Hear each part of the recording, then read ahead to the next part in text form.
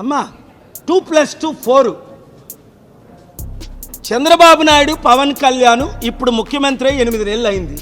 1,20,000 కోట్ల అప్పు అంటే నెలకి 15,000 కోట్ల రూపాయలు అప్పు.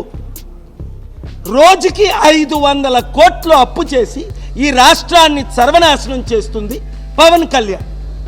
చంద్రబాబు ఒక తొత్తు మోదీకి, పవన్ కళ్యాణ్కి.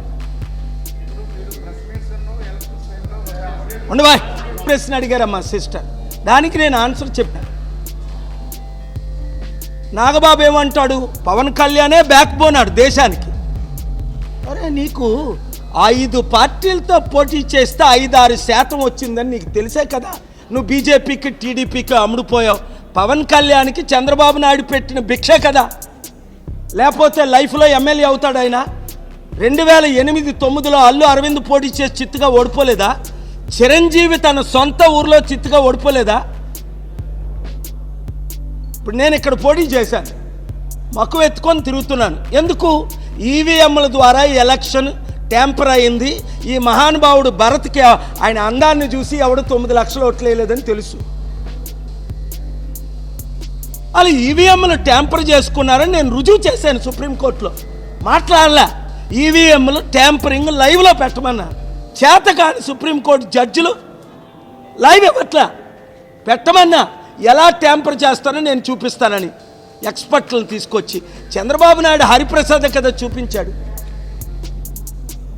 మరి ఈవీఎంలు ట్యాంపర్ అవ్వకపోతే ఈ మహానుభావుడు భరత్కి 9,09,000 ఓట్లు ఎలాగొచ్చాయి?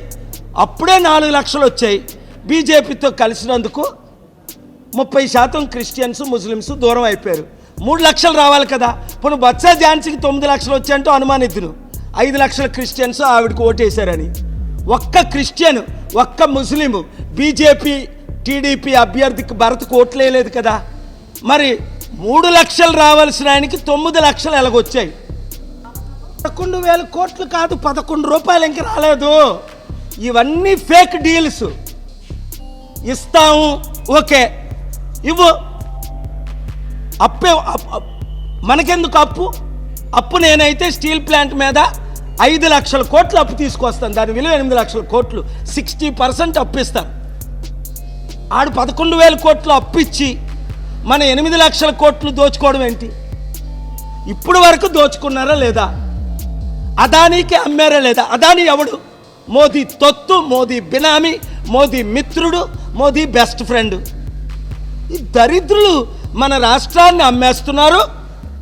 ప్రత్యేక హోదా తీసుకురాలేరు, స్మార్ట్ సిటీలు కట్టలేరు, రాష్ట్రాన్ని అభివృద్ధి చేయలేరు.